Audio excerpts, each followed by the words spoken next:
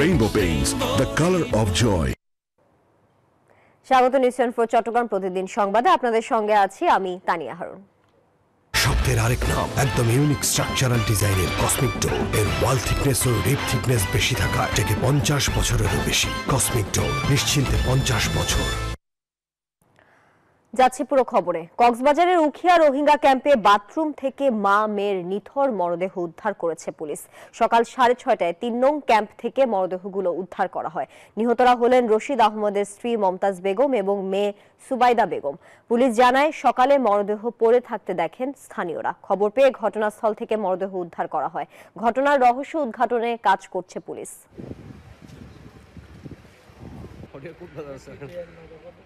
এই যে আমার ব্যাংক আরএফএল গ্যাস স্টোভ, এর সায়েন্টিফিক নজল আর ব্রাশ বার্নার তাপকে সমানভাবে ছড়িয়ে খরচ বাঁচায় 25%। আরএফএল গ্যাস স্টোভ নিরাপদ ও গ্যাস সাশ্রয়ী। 304 ফুড গ্রেড স্টেইনলেস স্টিলে তৈরি, যা নিশ্চিত করে জংবিহীন সিঙ্কের আজীবন নিশ্চয়তা। আরএফএল কিচেন সিঙ্ক, স্বাস্থ্যকর কিচেনের চিরস্থায়ী সমাধান। এনবিআর এর ভ্যাট ট্যাক্স বাড়ানোর প্রভাব পড়েছে চট্টগ্রামের ফলের বাজারে। বিদেশি ফলের দাম দ্বিগুণ হয়ে যাওয়ায় বিক্রি নেমে এসেছে অর্ধেকে। ফল আমদানিকারকরা বলছেন এই সিদ্ধান্ত অযৌক্তিক। আর অর্থনীতিবিদরা বলছেন দেশের অর্থনীতির চাকা সচল হলেও এই বাড়তি ভ্যাট আরোপ জনগণের জন্য অনেকটা মূল্যস্ফীতির আগুনে ঘি ঢালার মতো হবে। রতন দাসের ছবিতে নয়ন বড়ুয়া জয়ের রিপোর্টে থাকছে বিস্তারিত। চট্টগ্রামের বড় ফলের আড়ত ফলমন্ডিতেই নানা রকমের বিদেশি ফলের সমাহার, তবে ক্রেতা শূন্য। হঠাৎ করে মূল্য সংযোজন কর মূসক বা ভ্যাট বাড়ানোর প্রভাব পড়েছে ফলের বাজারে। 10% আমদানি শুল্ক আরোপ করায় সব ধরনের বিদেশি ফল এখন বিত্তবানদের দখলে। কয়েকদিনের ব্যবধানে দাম বেড়েছে দ্বিগুণ। ফল আমদানিকারকরাও বলছেন ফল আমদানির খরচ বাড়ায় বেড়েছে দাম। এখন যে 10% ডিউটি বাড়াচ্ছে, পার কন্টেনারে আপনার আপেলের প্রায় 3.5 লাখ টাকা এক কন্টেনারে। সরকার যেদিন প্রজ্ঞাপন জারি করছে ওদিন যে মাল ডেলিভারি হয়ে গেছে ওগুলি ডিউটি নিতেছে। আবার ভ্যাট ট্যাক্সের আওতায় রয়েছে জীবন বাঁচানোর ওষুধ ও জীবন সাজানোর তৈরি পোশাক, গুঁড়া দুধ, বিস্কুট, জুস, সাবান, মিষ্টি সহ নানা পণ্য। কাস্টমস কর্তৃপক্ষ বলছে ঘোষণার পর থেকে আদায়ও হচ্ছে নতুন সম্পূরক শুল্ক আইনে। এখন আগে এলসি করা, এখন বাড়ানোর পরে এলসি কি হবে এখন পরে কিভাবে পরে দেখা যাবে, এখন তো বলা যাচ্ছে না। বিশ্লেষকরা বলছেন এই বাড়তি ভ্যাট আরোপ গুনতে হচ্ছে জনগণকে। ভোক্তারা বলছেন এমনি নিত্যপণ্যের লাগামহীন দাম। ঠিক এই সময়ে বাজেটের আগেই সরকারের এমন সিদ্ধান্তে দিশেহারা তারা। সম্পূরক কর সেটা বাড়িয়ে দিয়েছে। আপনি ফলের দোকানে গেলে অসুস্থ মানুষের জন্য ফল না কিনে অর্ধেক কিনে চলে আসতে হচ্ছে। আপনি একটা জামা কাউকে প্রেজেন্ট করবেন, সেই জামার দ্বিতীয় কোয়ালিটিটা কিনতে হচ্ছে, প্রথম কোয়ালিটিটা কিনতে পারছেন না। 15% ভ্যাট দিয়া এটা জনগণের উপর পড়তেছে, এটা কোনো ব্যবসায়ী দিচ্ছে না, ব্যবসায়ী আমার থেকে নিয়ে ফেলতেছে। সবকিছু দাম বাড়ছে, কিন্তু আমরা জনগণ কিন্তু দুর্ভোগ। মূলত আন্তর্জাতিক মুদ্রা তহবিলের IMF এর চাপেই ভ্যাট ও সম্পর্ক শুল্ক আইনে কিছু সংশোধন করেছে বলে ধারণা করছেন অর্থনীতিবিদরা। নয়ন বড়ুয়া জয়, নিউজ 24, চট্টগ্রাম। দর্শক, এই বিষয়ে আরো খবর জানাতে চট্টগ্রামের ফলের বাজার থেকে সরাসরি যুক্ত হচ্ছেন নয়ন বড়ুয়া জয়। জয়, ভ্যাট বাড়ানোয় বাজারে কেমন প্রভাব পড়েছে আর বিক্রেতাদের সাথে নিশ্চয়ই কথা বলেছেন, কি বলছেন তারা?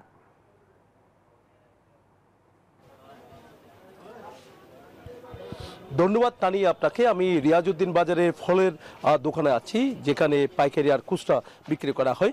একেবারে ঝুলিয়ে রাখা হয়েছে আঙ্গুর থেকে নিয়ে নানা রকমের বিদেশি ফল। তো ফলমন্ডি তে আমরা ঘুরে যেমনটা দেখেছি, যেখানে একেবারে পাইকারি আড়তগুলো আছে সেখানেও কিন্তু ফলের কোনো কমতি নেই। তবে যে ট্যাক্স ভ্যাট বাড়ানো হয়েছে তার কারণে এক সপ্তাহের ব্যবধানে ফলের কেজি কিন্তু আমরা দেখছি 100 থেকে 150 টাকা পর্যন্ত বেড়েছে। যে আঙ্গুর আমরা একটু দেখা যাচ্ছে, আঙ্গুর যেখানে 300 টাকা কেজিতে বিক্রি করা হয়েছিল, সেই আঙ্গুর কিন্তু এখন আমরা দেখছি 400 টাকা 500 টাকা পর্যন্ত তারা বিক্রি করছে। আবার সবুজ কালারের যে আঙ্গুরটা আছে সেই আঙ্গুরের দামও কিন্তু আমরা দেখছি এখন 450 টাকা থেকে 500 টাকা পর্যন্ত বিক্রি করছে। একই সাথে আমরা একটু দেখানো চাচ্ছি, আরও কয়েকটা দোকান দেখানোর চেষ্টা করছি। মালটাও বিক্রি করা হচ্ছে অনেক বেশি দাম। আপেলের দামও কিন্তু আমরা দেখছি 280 থেকে 300 টাকা কেজি। আবার কোনো কোনো আপেল আমরা দেখছি আরও বেশি দামে তারা বিক্রি করছে। তবে বিদেশি ফল থেকে মুখ ফিরিয়ে নিচ্ছে একেবারে নিম্ন আয়ের মানুষ তারা এই যে ফলগুলো বিদেশি ফলগুলো আমরা দেখছি একেবারে বিত্তবানদের হাতে চলে গেছে, তাদের নিম্ন আয়ের মানুষের নাগালের মধ্যে নেই। তবে দেশীয় যে ফলগুলো আছে আমরা একটু দেখানোর চেষ্টা করছি। এই সময়টার মধ্যে কাঁঠাল থাকার কথা নয়, তবে 12 মাসের কাঁঠালও কিন্তু আমাদের দেশে হচ্ছে। কাঁঠাল ঝুলিয়ে রাখা হয়েছে, তবে দামও কিন্তু অনেকটা কম। পেঁপে ঝুলিয়ে রাখা হয়েছে। তো একেবারে নিম্ন মধ্য আয়ের মানুষ এখন দেশীয় ফলের দিকে অনেকটা নজর বেড়েছে। দাম কিছুটা কম। পেঁপের দামও তো আমরা দেখছি 80 টাকা থেকে 100 টাকা কেজিতে বিক্রি করা হচ্ছে। কাঁঠাল দেখা যাচ্ছে বড় সাইজের যে কাঁঠাল আমরা একটু দেখানোর চেষ্টা করছি। কাঁঠাল, এই কাঁঠালের দামটা কিন্তু 300 টাকা পর্যন্ত তারা বলছে। তরমুজের দামও কিন্তু আমরা দেখেছি কিছুটা কম আছে। তো এই সময়টার মধ্যে এরকম যে কাঁঠাল, তরমুজ এগুলো থাকার কথা না, তবে দেখা যাচ্ছে কৃষি সম্প্রসারণ অধিদপ্তরের তাদের যে চেষ্টা, সেই চেষ্টার কারণে কিন্তু আমরা দেখছি 12 মাসে দেশীয় ফল কিন্তু বাজারে দেখা যাচ্ছে। এই ছিল আমার এখানকার সর্বশেষ। ফিরে যাচ্ছি স্টুডিওতে তানিয়ার কাছে। জয়, আপনাকে ধন্যবাদ যুক্ত থাকার জন্য। বিজলি কেবলস যে কোনো স্থাপনার বৈদ্যুতিক সংযোগকে রাখে নিরাপদ। এর স্কিন কোটেড ইনসুলেশন সম্পূর্ণ ফায়ার রিটার্ডেন্ট, তাই বিজলি কেবলস নিজেই নিজেকে নেভায়। বিজলি কেবলস, নিরাপদ আজীবন। চট্টগ্রাম নগরীর 2 নম্বর গেটের মেয়র গলিতে শীতার্তদের মাঝে কম্বল বিতরণ করা হয়েছে। বিকেলে ওয়ার্ড বিএনপি যুবদল সহ অঙ্গ সংগঠনের আয়োজনে বিএনপির ভারপ্রাপ্ত চেয়ারম্যান তারেক রহমানের নির্দেশে এসব কম্বল বিতরণ করা হয়। বিতরণ করেন চট্টগ্রাম প্রেস ক্লাবের সদস্য সচিব জাহিদুল করিম কোচি। এ সময় 42 নম্বর ওয়ার্ড বিএনপি সাবেক সিনিয়র সহসভাপতি আব্দুল মতলব, পাঁচলাইশ থানা যুবদলের সাবেক যুগ্ম আহ্বায়ক শাহেদ হোসেন খান পারভেজ, চট্টগ্রাম মহানগর স্বেচ্ছাসেবক দলের যুগ্ম সাধারণ সম্পাদক ইঞ্জিনিয়ার মোহাম্মদ জমির উদ্দিন নাহিদ সহ অন্যান্যরা উপস্থিত ছিলেন।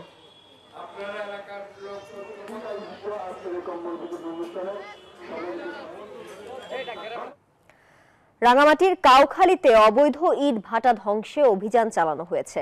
দুপুরে কাউখালী উপজেলার নির্বাহী কর্মকর্তার নেতৃত্বে এই অভিযান চালানো হয়। এ সময় 3টি অবৈধ ইট ভাটা ধ্বংস করা হয়। গাড়িছড়া গ্রামে অবস্থিত জেবিএম ব্রিক্স, আদর্শ গ্রামে এটিএম ব্রিক্স এবং তারাবুনিয়া গ্রামে এমএনসি ব্রিক্সের ইট ভাটা বন্ধ করতে রাঙামাটি ফায়ার সার্ভিসের সহায়তায় পানি ছিটিয়ে ইট ভাটার জ্বলন্ত চুল্লির আগুন নিভিয়ে দেওয়া হয়। একই সাথে এলজিইডির সহায়তায় কাঁচা ইট ধ্বংস করা হয়। পাহাড়ে অবৈধ ইট ভাটা বন্ধ অভিযান অব্যাহত। ধ্বংস করা হয়েছে 12টি ভাটা। পাহাড়ের জীববৈচিত্র্য ও প্রাকৃতিক ভারসাম্য রক্ষা করতে বন্ধ করা হচ্ছে অবৈধ ইট ভাটা।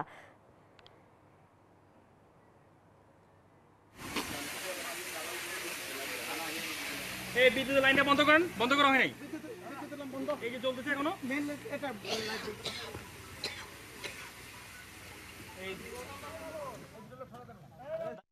চট্টগ্রাম প্রতিদিন সংবাদে বিরতি নিচ্ছি, সাথেই থাকুন।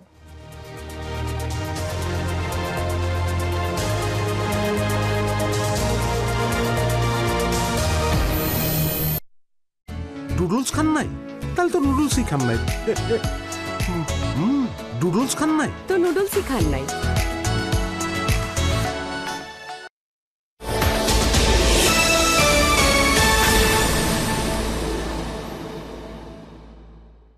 দিনে কেউ এসি কিনে? Vision hot and cool AC, 12 মাসি এসি। 12 মাসি এসি? ভিশন এসিতে গরমে ঠান্ডা আর শীতে পাবেন গরম হাওয়া। Vision hot and cool AC 4-way solenoid valve টেকনোলজিতে হিটিং ও কুলিং দুই মোডেই কাজ করে সমানভাবে। Vision hot and cool AC, আরাম 12 মাসি। ক্রয় করতে ভিজিট করুন। নিউ সানসিল্ক ব্ল্যাক শাইনে আছে ভিটামিন ই ও আমলা, যা তোমাকে দেয় নজর কাড়া ব্ল্যাক শাইন। নজর কাড়া শাইন চুলের number 1 choice, new Sunsilk black shine.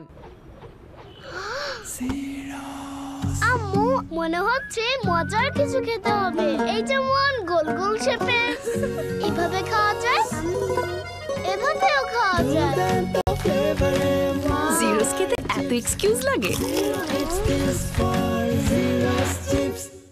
নতুন বছরে সিঙ্গার ও বেকোর সকল পণ্যে থাকছে আকর্ষণীয় ডিসকাউন্ট। 18 মাস পর্যন্ত সহজ কিস্তি সুবিধা। এছাড়া নতুন বছরে সিঙ্গার অথবা বেকো ফ্রিজ কিনলেই পাবেন ফ্রিজের প্রথম 3 মাসের বিদ্যুৎ বিলের সমান বাড়তি ডিসকাউন্ট। Singer Beko. ভালোবাসা, অভিমান, প্রিয় স্মৃতি, প্রিয় টান। গর্জিয়াস। নীলা পড়েছে নীল শাড়ি, কিন্তু আমার নীল শার্ট 3 নাম্বার ড্রয়ারে দেখো। কাপড়ের ভাঁজে ভাঁজে কি মায়া এটা বউয়ের গিফট তো, এক্স দিলে তো ঠিকই মনে থাকতো। না ভুলে উপায় আছে? এত আগের শার্ট এখনো কি যত্নে?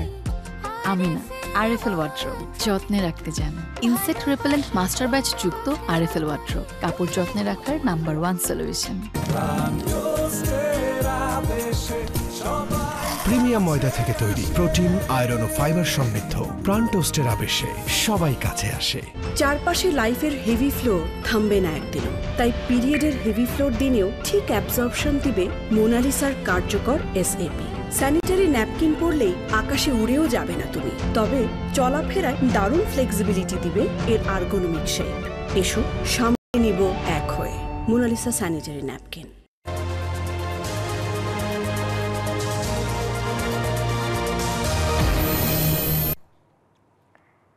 স্বাগত আরো একবার, আপনারা দেখছেন চট্টগ্রাম প্রতিদিন সংবাদ। নোয়াখালীতে নিহত সাবেক ছাত্রদল নেতা আব্দুর রহমানের মরদেহ পরিবারের কাছে হস্তান্তর করা হয়েছে। সন্ধ্যায় তার মরদেহ হস্তান্তর করা হয়। এর আগে সোমবার রাতে হাসপাতালে চিকিৎসারত অবস্থায় মারা যান তিনি। স্বজনদের অভিযোগ, সোমবার ভোরে যৌথ বাহিনীর অভিযান চালিয়ে আব্দুর রহমান সহ 2 জনকে আটক করে। পরে তাদের থানায় সোপর্দ করা হয়, কিন্তু থানায় গিয়ে তাদের গুরুতর আহত অবস্থায় দেখেন।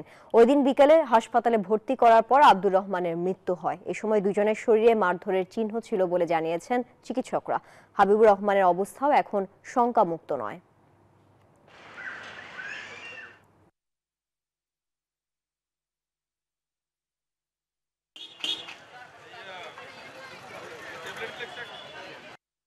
সংশ্লিষ্ট কর্তৃপক্ষের কাছে আমরা এটা একবারে সঠিক তদন্ত সাপেক্ষে ন্যায় বিচার আমরা প্রত্যাশা করি রাষ্ট্রের কাছে। প্রাথমিকভাবে ওনার শরীরে কিছু নীলাফুলা জখম ছিল, কিন্তু এমন কোনো মারাত্মক জখম ছিল না যে কাটা জখম বা বুলেটের জখম, এরকম কোনো মারাত্মক কোনো জখম ছিল না। এবং কোলাপস করার পর আমার ডাক্তাররা যারা ছিলেন তারা তাদের সর্বাত্মক চেষ্টা করেন, কিন্তু ওনাকে আর ব্যাক করানো সম্ভব হয় নাই। শেষ পর্যন্ত 6:20-এ ওনাকে মৃত ঘোষণা করা হয়। আমিও তো টাকা রাখি, কিন্তু আবার উঠেই খাই ফেলাই। তারপর ভিডিও দেখে একটা সেভিংস অ্যাকাউন্ট করে ফেললাম। বিকাশের মাধ্যমেই আমি টাকাটা ব্যাংকে জমাচ্ছি। অপচয় না করে আমরা যা রুজি রোজগার করি এটাকে আমাদের আসলে সঞ্চয় করা প্রয়োজন। বিকাশ অ্যাপে ডিপিএস, টাকা জমায় সারা দেশ। ব্রাহ্মণবাড়িয়ায় পৌরসভার বর্জ্যবাহী ট্রাকের চাপায় আলামিন মিয়া নামে একজন পরিচ্ছন্নতা কর্মী নিহত হয়েছেন। পুলিশ জানায়, সকালে আলামিন পৌরসভার বজ্রবাহী ট্রাকে করে শহরের বিভিন্ন স্থানের ময়লা আবর্জনা ছয়বাড়িয়া ডাম্পিং স্টেশনে ফেলতে যান। এ সময় ট্রাকটি পেছনের দিকে চলে এলে নিচে চাপা পড়েন আলামিন। পরে দ্রুত তাকে হাসপাতালে নেওয়া হলে চিকিৎসক তাকে মৃত ঘোষণা করেন। নিহত আলামিন সরাইল উপজেলার আইরল গ্রামের বাসিন্দা।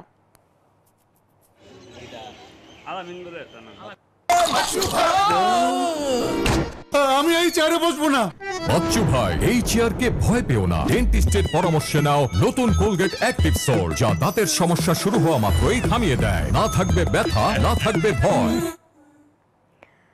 কক্সবাজারে চলছে 9 দিন ব্যাপী বইমেলা। লেখক, পাঠক আর প্রকাশকের অপেক্ষা ফুরিয়ে 59টি প্রকাশনের স্টল নিয়ে বীর মুক্তিযোদ্ধা মাঠে বসেছে জমজমাট এই মেলার আসর। কক্সবাজার থেকে যুক্ত হচ্ছেন ইরফানুল হাসান, আমরা সরাসরি যাচ্ছি তার কাছে। ইরফান, বইমেলায় আজকে বেচা বিক্রি কেমন দেখছেন, আর ক্রেতা দর্শনার্থীদের প্রতিক্রিয়া সম্পর্কেও আমাদেরকে বিস্তারিত জানাবেন। ধন্যবাদ। আমি এখন আছি কক্সবাজারের যে বইমেলা প্রাঙ্গণ, সেখানে। কক্সবাজারে আসলে এটি কক্সবাজারের ইতিহাসে বলা যায় সবচেয়ে বড় বইমেলা হচ্ছে এখানে। আপনাকে একটু দেখাতে চাই, কক্সবাজারের এইবারের বইমেলায় দেশের বিভিন্ন প্রকাশনীর প্রায় 59টি প্রকাশনীর আসলে বই কক্সবাজারে এবারের বইমেলায় এসেছে। আমরা বিভিন্ন স্টল আসলে ঘুরে দেখেছি। বিভিন্ন দেশের বিভিন্ন স্থানের যে লেখকরা রয়েছেন তাদের পাশাপাশি স্থানীয় যারা লেখক আছেন তারাও এই মেলাতে আসলে তাদের লিখিত যে বইগুলো আছে সেগুলো নিয়ে এসছেন। আমরা অনেকের সাথে কথা বলেছি, তাদের মাঝে একটা প্রাণ চাঞ্চল্য কাজ করছে। কক্সবাজারের স্থানীয় একজন লেখক আছেন যিনি বই লিখেছেন। আমরা একটু আসলে তার কাছে জানতে চাই, কক্সবাজারের আপনি একজন স্থানীয় লেখক হিসেবে আপনার শহরে এই মেলাটি হচ্ছে, আপনার অনুভূতিটা কেমন? হ্যাঁ, আমি আজকে আসলাম মেলায় এবং এসে দেখছি যে বিশাল আয়োজন, বিশাল পরিসর। অতীতে তো এরকম পরিসরে কক্সবাজারের মতো একটা জেলায়, পর্যটন জেলায় বইমেলা আয়োজন হয়নি। সো এটা দেখে আমি খুবই এক্সাইটেড যে কক্সবাজারে এরকম একটা বড় বইমেলা হচ্ছে, যেটা বাংলাদেশের জন্য অনেক বেশি প্রয়োজন ছিল এবং কক্সবাজারের জন্য এটা বেশি প্রয়োজন ছিল। কক্সবাজারে পাঠক তৈরি করা এবং একটা জ্ঞান ভিত্তিক একটা জেলা পরিণত করার জন্য আমাদের এখানে এরকম বইমেলা অনেক বেশি হওয়া দরকার। সো আমার খুব ভালো লাগে। আপনার এখানে যারা আসছেন আর কি, সেক্ষেত্রে বাইরের কোনো যারা পর্যটকরা কি আসছেন নাকি শুধু স্থানীয়রাই আসছেন? আমি তো আজকে আসছি। আই থিঙ্ক এখানে পর্যটকদের কাছে খুব বেশি আকৃষ্ট হয়েছে কিনা আমি জানি না। এটা আমি বেশিরভাগ পাঠকদের দেখতে পাচ্ছি স্থানীয়। হ্যাঁ, সো এটা পজিটিভ যে স্থানীয়রা বইমেলায় আসবে, বই দেখবে, কিনবে। পাঠক তৈরি করা খুবই জরুরি। একটা সুন্দর বাংলাদেশের জন্য আমাদের অনেক বেশি পাঠক দরকার, তাহলে দেশটা সুন্দর হবে। ধন্যবাদ আপনাকে। আমরা কথা বলছিলাম আসলে একজন লেখকের সাথে। আমরা এবার একটু কথা বলতে চাই। এখানে আসলে অনেকগুলো স্টল দেখা যাচ্ছে। আমরা স্টলে একজনকে দেখছি। এখানে আসলে শিশুদের যে বইগুলো, সেই বইগুলো একটি স্টলে আসলে বিক্রি হচ্ছে বাবুই প্রকাশনীতে। আপনার কাছে একটু জানতে চাই আসলে আজকে কয়েকদিন ধরে যে মেলা চলছে কেমন সাড়া পাচ্ছেন আপনারা? জি আলহামদুলিল্লাহ, বেসিক্যালি বলতে গেলে হচ্ছে শিশুদের যেহেতু এখানে বইটা একটু বেশি আছে, তাই আমি বলতে চাই শিশুদের এখন হচ্ছে বর্তমান যুগে মোবাইলের যুগ। শিশুরা ইউটিউবের মাধ্যমে বিভিন্ন ধরনের কার্টুন দেখে নিজেদের স্মৃতি বিঘ্নিত করতেছে। তা আমি বলতে চাই সবাইকে বইমেলায় এসে শিশুদেরকে বইমেলায় ঘুরিয়ে নিজেদের পছন্দের মতো বই কিনে দিয়ে তাদের যেহেতু পড়ালেখার জ্ঞানটা যাতে আরও বাড়ে তার সুযোগ করে দেওয়ার জন্য। আর অনেকদিন পরে আমরা দেখলাম কক্সবাজারে একটা বড় বইমেলা হয়েছে। আমি বলতে চাই এটা হচ্ছে সম্পূর্ণ একটা গণঅভ্যুত্থানের মাধ্যমে পরে হচ্ছে এই বইমেলাটা অনেক সুন্দরভাবে পরিচালনা হচ্ছে। আমরা পর্যটন এখন কয়েকদিন ধরে একটু কম হচ্ছে, পরবর্তীতে বাড়লে হয়তো আরও পর্যটনের মাধ্যমে আমাদের বইগুলো আরও ভালো বিক্রি হবে।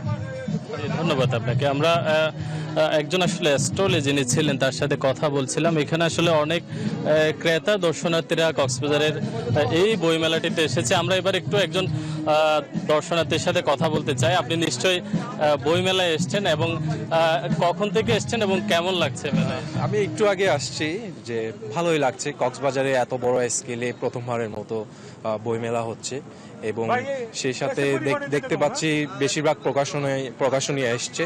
তো আমাদের কক্সবাজারবাসীর জন্য এটা খুবই সাধুবাদ জানাই আমি।